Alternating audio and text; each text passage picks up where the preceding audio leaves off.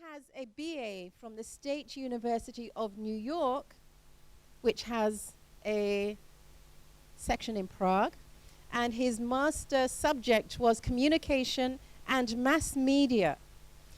He has an MA from La Salle University of Philadelphia, and he majored in professional public relations and communication studies.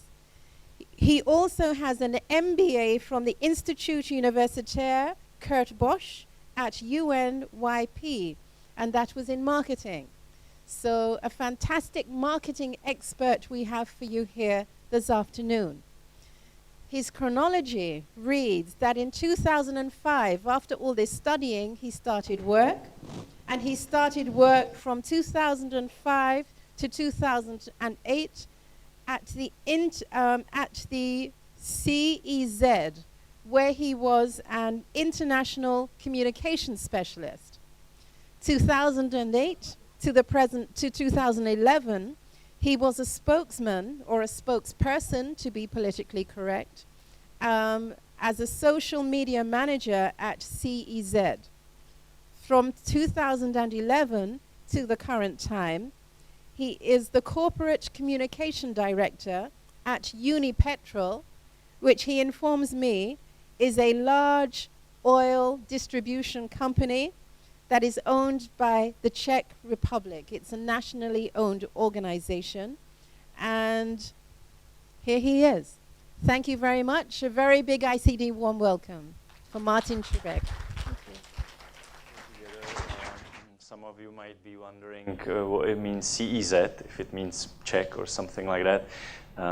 It's actually a company which is called ČEZ, and it's one of the largest companies in Czech Republic, and they produce energy. In some ways, this is the, let's say, national enemy to many journalists and many environmental campaigners. At the moment, my background is oil and gas. UNIPETROL is part of the PKN Orlen Group, which is a Polish, rather large corporation that deals with the oil industry. The group owns a couple of refineries, and it also operates retail sector, which are the petrol stations. Some of you in Germany might be aware of the Star brand in petrol stations. Anyone? Star brand? Yes, I see a few nods. So that's actually coming from the Orlen Group.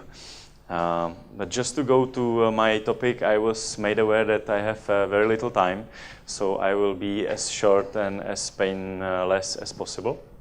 I will be talking about a little bit about corporate social responsibility. You might be aware of the fact that large corporations are not exactly the biggest friends of activists, and up until recently, they were not very skilled at opening dialogue with the private sector or with the public sphere. My idea is that this is changing for corporations, and they don't have to be public enemies anymore if they have people that help them to operate programs of corporate social responsibility. I would like to claim that CSR programs can help corporations be of use to places where they operate. Any corporation is like an individual person. If you're living next to it, you want to have good relations, you want to make sure that you are not putting trash in front of your neighbor's house, you want to make sure that your car does not make too much noise so that the neighbor cannot sleep. And this is in reality the same way the corporation should behave. So shortly I will talk about CSR in Czech Republic. I will talk about the mysterious shift between CSR 1.0 to 2.0. I will talk a little bit about social media, which I believe is a great game changer for CSR as well. And I will talk about a little bit about what we do in UNIPETROL with CSR. Just to define, corporate social responsibility is a little bit like the conscience or citizenship of organizations. They are trying to impose some sort of self-regulation which goes beyond the legal needs and beyond what all the regulations expect of the organization. It should be integrated into this business model so that this company can help bridge the gaps which it identifies in the regions where it operates. So the companies in this way try to comply with all the standards, rules, and ethical codexes. And they are trying to embrace the fact that they should be responsible. This is something that used to be quite new, but now consumers, partners, stakeholders expect this of companies. And it is the big contribution of corporations to bridging inequalities all around us in our societies. Just a quick run through, CSR sometimes is not perceived as positive. There are people who are looking at companies and saying, you are doing it only to be nice and to sell more of your products, to be more popular with your clients. Also, at some levels in large organizations, especially sometimes the ones that are being run by the state, people are asking, where are these money from CSR going?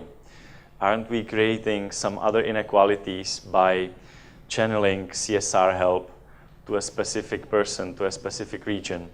So this can be the negative approach. But the positive approach is that CSR is a tool where these companies are living with the people. They know where are the problems of the regions where they need to help. And this way, they are helping where the state sometimes cannot. Because the state is generally very distant and not so open to local dialogue. Secondly, CSR connects people.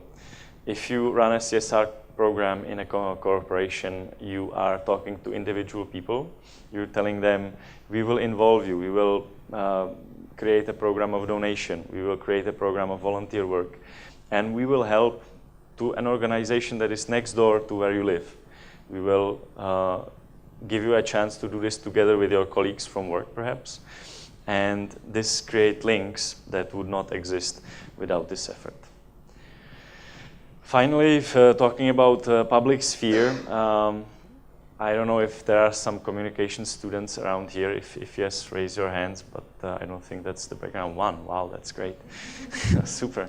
Public sphere is the big debate. Did it disappear with the invention of large media? Did the large corporations steal it from people? Do people have a chance to discuss and create little programs together? I believe that social media help corporations to get closer to people and prepare really good programs for bridging inequalities in the regions where they operate. Furthermore, social media are providing platforms where corporations themselves learn how to do the right CSR. So when they are starting, there are platforms and experiences that tell this is the way to go forward, this is the way not to go forward. Just a brief and I would say positive outlook on the Czech CSR market. According to a research of the Ipsos company, there is the description of the personal opinions of Czech people on helping through corporations. If you take a look at the right side of the pie, you see that the active influencers, those that create the programs, the donors, and those that are sympathetic to such activities is growing, and it's over the 50% of the total mass. On the other hand, there is still 41% of people who are passive in this area, so they have never participated in a CSR program through a corporation. Just a quick talk about CSR 1.0 and 2.0. A lot of us have been exposed to bad advertising before. A lot of us have been exposed to bad PR, where you just looked at an ad and you saw how it was screaming, sell, sell, or buy, buy. You must get me because I want to make more money. And this is sometimes tends to be the same with CSR. What some of the top managers feel is that there needs to be visibility over, let's say, usability. So it means, please, for the least amount of money, make the biggest bubble that will show that our company is helping and that we are helping to bridge the inequalities in our region. And we don't really care so much if this program actually hit the target, if it helped somebody and if it's going somewhere, if it's developing. CSR 2.0 is more about the grassroots, starting from individual people, their needs, from research into the region. And then it's about the promotion and letting the world know that the company is doing this. Very quickly about UNIPETROL, we do 4 basic pillars: donations, volunteer work, educational programs, and programs for preserving the nature. Some, let's say, scholars call this license to operate. Large companies, they create important goods, but on the other hand, the society doesn't only see the petrol or the electricity, they also see the damage that sometimes these companies are making in the regions. We can argue that through technology this damage is lower and lower, but on the other hand, it still exists. And if we want it or not, in a slightly cynical way, CSR is counterweight of whatever is the damage. So I would say it is necessary for every company to have such a program, to have this license to operate and do whatever they need to do. Just a quick run through. I was talking about social media with some of the presenters, and we are talking about that there were some presenters before talking about how some parts of their content that they put on social media gets a lot of likes and some get very little compared to the importance of the posts. Well, in UNIPETROL we have a lot of programs that generate quite a lot of money for children's hospital, for elderly, for people who are disabled. And we are posting these on the web, but obviously nothing beats the fact that we have had an almost extinct eagle species that was born on the chimney of one of our factories and provided a better chance of preserving this unique animal in Czech Republic. So just wanted to share that picture with you. Wild protection, this is a little bit about the volunteer work. And I will be going towards education. UNIPETROL company operates its biggest refinery in a region where there is the biggest unemployment in Czech Republic. And possibly this is a region with the worst environment in Czech Republic. On the other hand, we are the biggest employer in this region that has trouble with creating jobs. So we try to show the people that chemistry, petrochemistry is an interesting field of study, so that they increase their employment chances. And this is about taking your employees, bringing them to schools and explaining that education matters, and with it they have a better chance of not being unemployed in the future. Finally, I would like to say, maybe in conclusion, about the current situation. Everybody's talking about crisis all the time. I heard an interesting comment from a colleague this morning. He said Europe and 20% of the world are talking about crisis, and the rest sometimes wakes up in the morning and they have to walk 5 miles to get water, and they don't have medications, etc., etc. So the fact that corporations are now in crisis is not an excuse to cancel CSR programs. Sometimes it's even more interesting to see how companies create very small grassroots initiatives that are much more authentic than if you have huge programs at which you are throwing a ton of money. And sometimes you see the employees buying into these programs. Specifically, I wanted to talk about these 3 women who just came to volunteer with their work during the hours of their normal job, and they themselves started a fundraiser which created money that we didn't even calculate within our budget. So these micro grassroots activities are, from my perspective, a way to keep CSR alive during the crisis period. To sum up my hopefully very quick and painless presentation, I would like to say that CSR, if it's upgraded to the 2nd level, can have a significantly positive impact on bridging inequalities.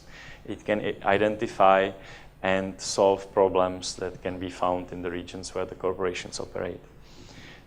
Secondly, unfortunately, I don't think I really have time to talk about it, but social media can play a very good role in spreading the message, in organizing the people together, and hopefully in the future they can help us manage some micro fundraising.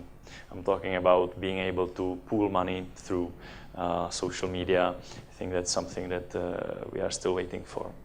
And finally, to play on the corporate side, it's also good for our employees because we are bringing them together and we are making them better citizens of the region where they work. So I believe corporations can play a good role in bridging some of the gaps that other institutions cannot, and that CSR has its mission in the 21st century. I will be more than willing to answer your questions, and now thank you very much for your attention. Thank you very much. Short, sweet, and compact.